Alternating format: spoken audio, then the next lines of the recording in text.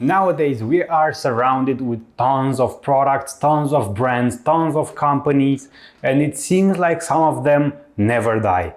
Just think about brands like Coca-Cola, like Gillette, and when you realize that they've been around for more than 100 years, it's almost impossible not to ask yourself, how does it happen that some brands, most of them will find out, die in the first few years? In this video, we talk about new product development and about the life cycle of a product, which are the two most important topics for a company when it wants to launch a new product, as well as when it has to maintain its brand and when it wants to be lasting longer than all the other brands and competitors.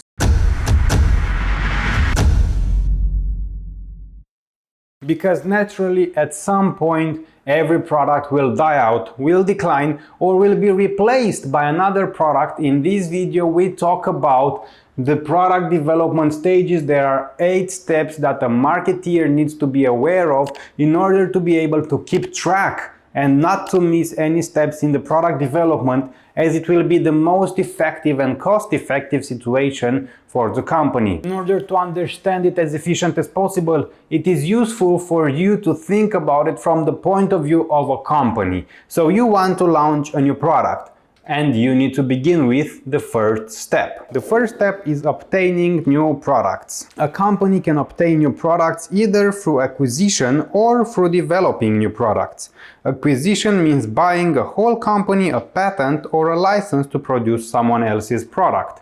Developing new products means new original products, product improvements, product modifications, and new brands that the firm develops through its own research and development. In other words, you can either do acquisition, so you buy the product, either that you buy the finished product or the idea or the patent or the manufacturing process, you buy the product, or either you have your own researchers, marketeers, and an entire team to do research and development, and you develop your entire product.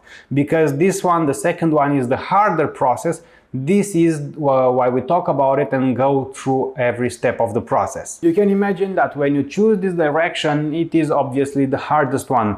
Not only that the cost of productions are huge, and even if the production costs were not as high as they are in reality, you would still need to be efficient with your time, because you need to have a marketing strategy, a communication strategy. You want to test the strategies, you want to sell the product, you want to make a profit. You may also want to test any of the products to make improvements of it. So there is a word that describes the process that you need to take into account, and that is efficiency. And you need to be efficient because the statistics show that 66% of the new products fail within the first 2 years. Also, it shows that 96% of all the innovations fail to return their development costs. Of course, as a company, after you've invested a lot of time, a lot of money into developing a new product, not only that you want to sell it, not only that you want to break even, you want to make a profit, and that's natural. So I imagine you would be quite happy to find out that there are 8 steps we will follow, and you will know what to go through in developing the new product. This figure shows the 8 major steps in the process of new product development. A company must carry out strong new product planning and set up a systematic customer-driven new product development process for finding out and growing new products. The first step of the process is idea generation. It is the systematic search for new product ideas. The major sources of new product ideas include internal sources and external sources, such as customers, competitors, distributors, suppliers, and others. When we talk about the internal sources, we refer to finding new ideas through formal research and development. According to a study, 33% of companies rated traditional research and development efficient, while others rated 41% efficiency to asking customers, 33% to asking employees, and 35% to asking head of company, and 17% to the sales force. The external sources are as important because they refer to new product ideas from any external sources. Distributors can pass along information about customer problems and new possibilities. Suppliers can tell the company about new concepts, techniques, and materials that can be used to developing new products. And competitors can be a good source of information as well when watching them closely. Other sources include trade magazines, shows, websites, seminars, government agencies, advertising agencies, marketing research firms, university and commercial laboratories, and investors. So in the first step, you create a lot of ideas that can turn out into a new product. Because you want to be efficient, it's time now to decide which of these ideas need to be maintained, which are valuable, and some of them will be just ideas that you need to get rid of. The second step of the process is idea screening. It is screening new product ideas to spot good ones and drop poor ones as soon as possible. To reduce the number of ideas generated in the first step, many companies can have a product committee to review the new product ideas against a set of general criteria, or use a RW real win worth doing situation strategy. First question you need to ask, is it real? Is there a real need and desire for the product, and will customers buy it?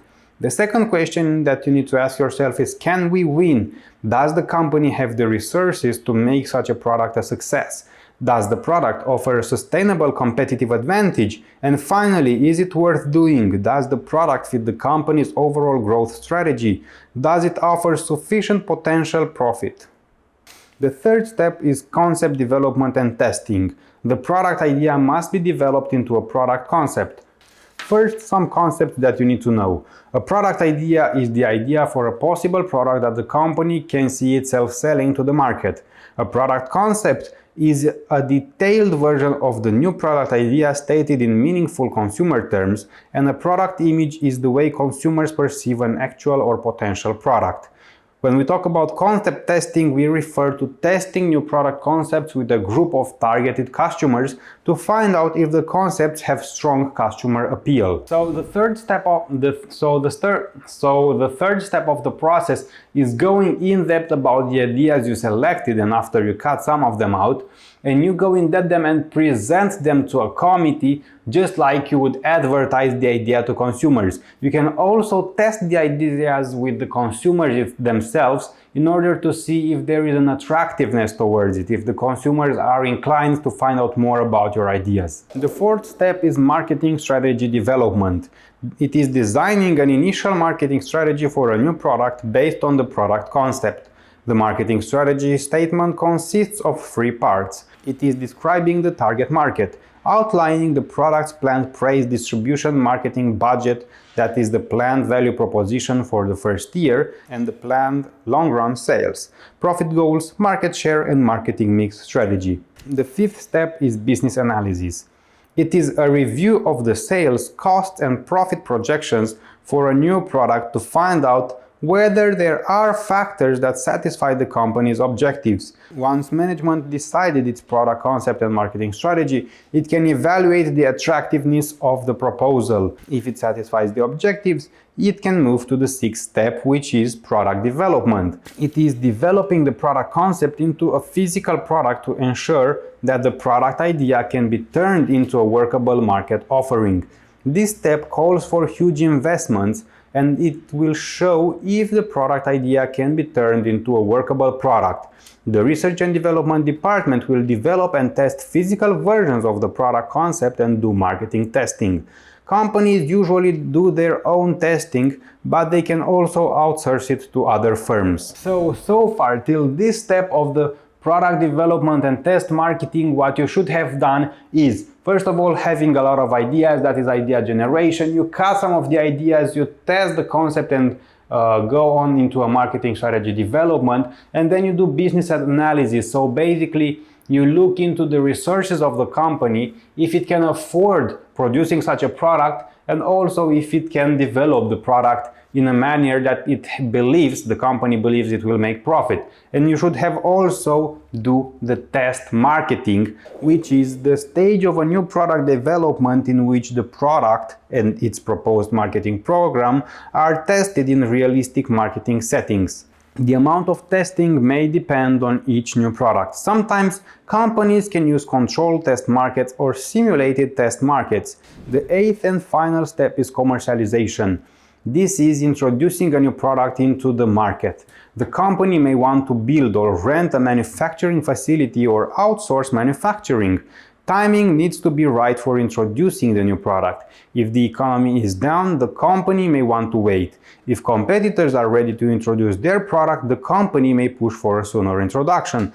And finally, the company needs to decide whether to introduce it, meaning the channels of distribution. These are all the 8 steps from the process of new product development and everything that you need to know about it. It is important to follow the 8 steps in this figure in order not to miss important details and to be as effective as possible in cutting costs. This is everything that you need to know about the process of new product development.